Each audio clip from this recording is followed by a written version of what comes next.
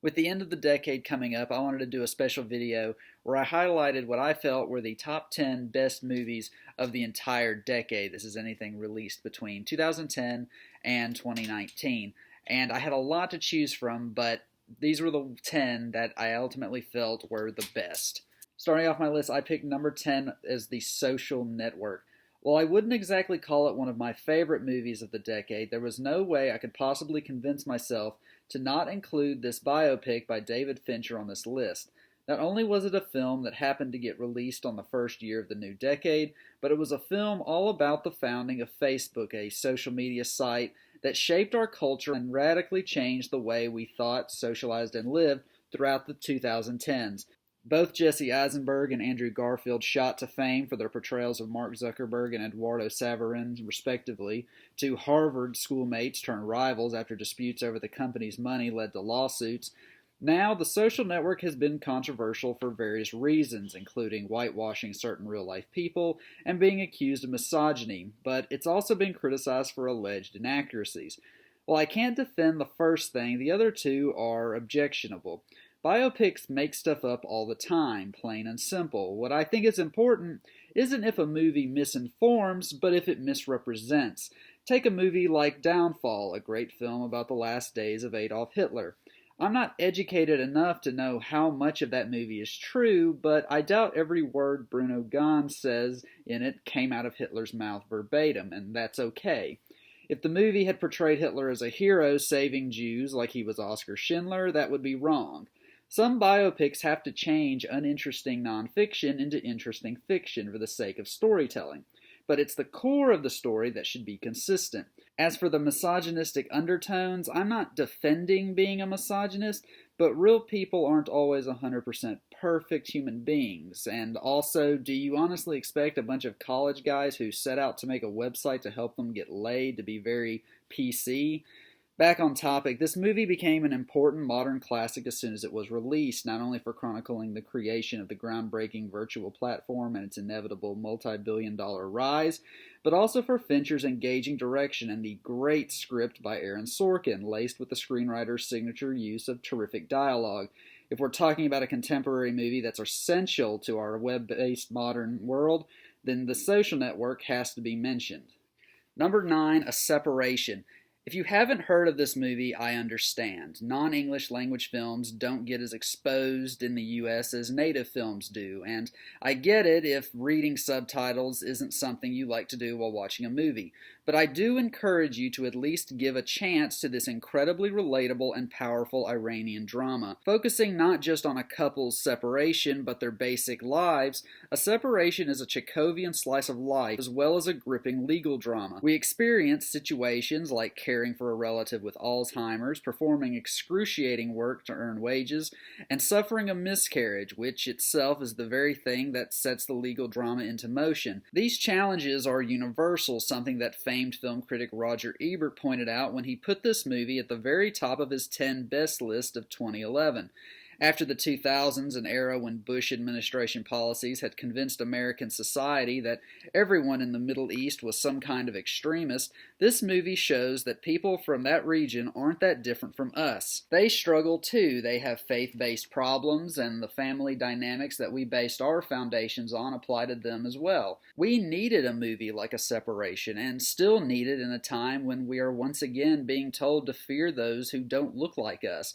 A Separation is an incredibly observational film, and the separation that its title suggests doesn't just mean between a husband and wife, but the separation between ourselves and others, plus how we separate truth from lies. This movie won Best Foreign Language Film at the 84th Oscars ceremony, but I feel it was incredibly negligent that the voters didn't at least nominate it for Best Picture. Oh, I forgot. That was the year Extremely Loud and Incredibly Close had to be nominated. Silly me. Number 8, I picked Toy Story 3. Probably the most surprising movie on this list, the third edition of the Toy Story saga helped get definitive animated films of the decade off to a good start. The Toy Story movies have always been and will likely always be the most thoughtful animated movie series of all time, and Toy Story 3 was the pinnacle of the franchise. When Woody, Buzz, and their friends end up donated to a daycare as Andy prepares to go to college, they think they have found a perfect new home. That is, until they realize things aren't always so sunny at Sunnyside. When it's revealed that the seemingly benevolent Lotso is actually the scorned dictator of the daycare center, the toys find themselves confronted with the greatest existential crisis in any kids' movie ever made. Toy Story has always been a tale of self-worth, a trait that most toys in their universe think can only be achieved if they have a child to love them. Take the child out of the equation, and their lives become meaningless. The sense of displacement not only affects the heroes of the movie, but also makes up the backstory of its heinous but sympathetic villain. Lotso, who was left behind and eventually replaced, takes his life's tragedy out on those he rules over by essentially making them live in a toy version of communism in a controlled society without quote-unquote owners to determine their value for them. Not only does Toy Story 3 explore meaningfulness, but also a surprisingly dark subject for a movie about talking toys. What if toys could experience death? As the toys we've gotten to know for 15 years at the time of the movie's release join hands, ready to accept their fate in an incinerator, we get hit with the sudden realization that they can in fact cease to exist, which opens up a slew of scary questions about their world. What do they believe happens when they die? Do they have an afterlife? Do they even believe in an afterlife? Do they believe in a god, or are kids their gods? If they do have gods, are they above, equal to, or below the role kids play in their existence? Does this mean they have religion? Do they have war of religion? I'm really getting off topic with this. Anyway, Toy Story 3 is a great movie that, even with the fourth entry being released this year, is still just as great as it was almost a decade ago. The animation is as superb as any we've come to expect from Pixar, and the intelligent story and themes make it vastly superior to most other animated films that get made today. And let's face it, that final shot is one of the best movie endings ever. Number 7 is Ex Machina. I remember movies of 2015 well. I particularly remember that Ex Machina, which went on to be my favorite, was one of the first I saw that year. This claustrophobic sci-fi thriller stars Domhnall Gleeson as a computer programmer who gets invited by Oscar Isaac to his mysterious house in the woods. His reason for being there? To determine whether or not an AI woman his employer has created is capable of human thought. Alicia Vikander plays this strange creation who informs the programmer that there is more to this scenario than meets the eye. As the human and machine interact, we are not just given a look into how real artificial intelligence can become, but also a look into the minds of the men who program them. Without giving too much away, Ex Machina is part character study, part psychological thrill ride, with a sleek exterior and a jaw-dropping ending that even after discovering it remains fascinating for how much the movie explores. Relying on tone and a very small cast of terrific actors, Ex Machina stands out in a period dominated by disposable popcorn flick science fiction. Number 6, Zero Dark 30. While the 2010s saw the release of a few true stories that likely opened old wounds for those who saw them, whether they were wounds caused by America's abominable history of slavery or wounds associated with the 1980s AIDS crisis, the best of these movies was one from 2012 based around the first defining American tragedy of the 21st century. Kathryn Bigelow's full-scope docudrama follows the search for al-Qaeda leader Osama bin Laden that spanned almost 10 years and 2 presidential administrations. Now, I acknowledge that I'm putting this movie on the same list as A Separation, a movie that I just said portrays people from the Middle East as being something other than terrorists. When in Zero Dark 30, that's pretty much all they are. But what makes this movie different is the ethical and moral ambiguity that surrounds the film. Much like Bigelow's 2009 Iraq bomb squad movie The Hurt Locker, Zero Dark 30 portrays its characters without complete clarity.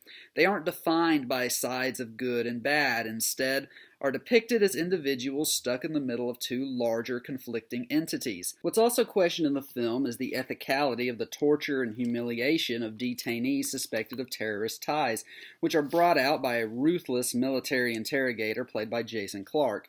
Jessica Chastain is great in the lead, playing a complicated CIA intelligence analyst who is admittedly fictional to the real story, but represents some major truths to the process by which bin Laden was ultimately found and killed, and the final moments when SEAL Team 6 descends on his compound are boiling with so much tension and realism that one could very likely confuse the film with being a documentary. Zero Dark 30 is over 2.5 hours of exceptional storytelling that feels urgent, strenuous, and relies on challenging realities rather than bland social commentary. Number 5 is The Tree of Life. Terrence Malick is a very polarizing cinematic figure. You either get his impressionistic style of filmmaking or not. I myself dislike about as many of his movies as I like. Combining his signature uses of existential crisis and almost strictly visual storytelling, The Tree of Life is a broken open version of a coming-of-age drama. Focusing in on the relationship between a young boy and his parents, played by Brad Pitt and Jessica Chastain, Malick crafts a breathtaking ballad about humanity. Everyone seems to have a varying opinion on how much of this experiment works and how much of it doesn't. But one thing we can all agree on is that the director knows how to at least make a good-looking movie. The Tree of Life breaks away from its main characters every once in a while to show where they stand in relation to the universe. Anomalies like the Big Bang and evolution are conveyed with beautifully shot imagery, accompanied by an operatic soundtrack. There's even some CG dinosaurs thrown in. I don't look down on people who find this movie pretentious or self-gratifying, but I also don't think it makes me snobbish for putting it so high on this ranking. It just shows the true nature of film, that we all experience it differently, and that's okay. Number 4 is Dunkirk. What do you do when you can't find anything new to say in a war film? You do what Christopher Nolan does in Dunkirk. You find a new way to tell a war film. The most recently released of all the movies on this list, Dunkirk is a traditional war picture with a twist. Following various characters as they survive World War II, this film, set just before the evacuation of Dunkirk, uses 3 distinct lengths of time to give a complete look at the various roles played during the war. Over the course of a week, we the audience can only sit as helpless onlookers as a group of young British soldiers try to stay alive long enough to get off a dangerous beach.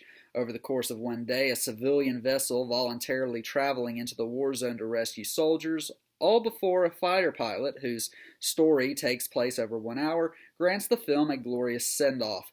Christopher Nolan's Inception and Interstellar are both movies I predict will be remembered from the last decade, but I left them off my list because although I think they're both good films, I don't think they're as perfect as everyone else does. Despite having a really great concept, I've always found Inception to be very cold and emotionless, and with the exception of Leonardo DiCaprio, the characters are kind of bland and hard to really care about. As for Interstellar, it's just too Spielberg-esque sugary sweet to really be this modern 2001 thought-provoker it tries to be. Dunkirk I found to be a true Nolan experience, however. Despite its complicated narrative, it never becomes too hard to follow, and you feel all the right emotions and senses of danger and urgency as you not just watch the film unfold, but experience it. With action, suspense, and all the things I felt his other films of the 2010s lacked, it's easily his best movie next to The Dark Knight, and will continue to be one of the most rewatched World War II movies in the decades to come. Number 3 is Whiplash. Before making everyone's favorite musical of the 2010s, Damien Chazelle released this modest indie gem. A college drummer, played by Miles Teller, becomes the pupil of a vicious, unconventional jazz instructor, terrifically played by J.K. Simmons. Whiplash is an endurance test of a film, a teacher and student drama without an ounce of sentimentality. We witness a young musician pushing himself and letting himself be pushed to be the best. It's a very character-driven film with one of the best supporting performances of the decade, as well as one of the most underrated leading performances of the decade, with Teller being heavily eclipsed by Simmons when the 2014 awards season started. The frustration and determination the lead character feels steams off this movie like cold water poured on a hot iron, and the concert finale is so intensely shot and edited that it proves just as invigorating as any fight scene in any of the superhero films we've gotten within the last 10 years. Whiplash is a tale of an artist's obsession, and it isn't always an easy watch, as the methods the instructor uses verges on mental and physical abuse. This is a great movie that gets your heart pounding with little more than a drum kit and a pair of sticks. Number 2 is Moonlight. Broken into 3 parts, but not an anthology, Moonlight is one of the best, if not the best, movie I've ever gotten to see in a theater. Following a kid turned teenager turned adult through the first half of his life, Moonlight shows us how who we are during our youth shapes who we are as adults, while showing us the roles family, sexuality, and human connections play in this young man's life. Director Barry Jenkins makes the main character's story our own. If I can bring up Roger Ebert one more time, the Chicago Times critic repeatedly said that movies are machines that generate empathy, and Moonlight fits into that metaphor perfectly. This is a movie made to make you identify with its characters, and the power this movie has comes from the incredibly personal way it is presented. There have been plenty of movies with urban settings and coming-of-age dramas about growing up black or gay, but this is easily one of the best, thanks largely to the absolutely spellbinding passion behind it. Moonlight went on to win a very well-deserved Oscar for Best Picture, even though it almost didn't. But even if it had lost, the fact this little movie that could got the attention lower-budgeted films crave is still amazing. And the best movie that I felt of the decade, it was a hard choice, and I constantly reconsider this one, but I ultimately said this has got to be the one that I would say is the best, and that movie is none other than Drive. Was there an action movie, crime movie, or any movie in the 2010s that was as originally stylized, violently brutal, yet weirdly humanistic as Nicholas Winding Refn's 2011 film Drive? I don't think so. While summer blockbuster hits like Mad Max Fury Road and Baby Driver were some of the best times of the movies I had this decade, neither of them had quite the razor-sharp edge Drive did, which is a film where the violence is as emotional as it is physical. And while both Marvel and DC brought numerous comic book superheroes to the big screen for the first time ever, not one of them made me reflect on what it truly means to protect others as much as this film did. This story of an unnamed stunt driver turned getaway driver proved to me that action movies can have so much more than shootouts and car crashes, as it focuses on a main character going through a completely realistic and understandable crisis to help the people he cares about. This grimy but gorgeous-looking film not only contains as much compelling human drama as it does visceral actions, but it also helped establish Ryan Gosling as one of the best actors of our generation, the same way Martin Scorsese's Taxi Driver did for Robert De Niro back in the mid-70s. Without a single dull moment or bad performance from its terrific supporting cast, including Carey Mulligan, Bryan Cranston, and especially an unexpectedly dark Albert Brooks, Drive grabs you with both hands, putting one on your throat and the other on your heart. Thank you so much for watching. In a few weeks, I'll have my 2019 films and review videos up. Until then, I'm Logan D. McCoy, and this is Real McCoy Reviews.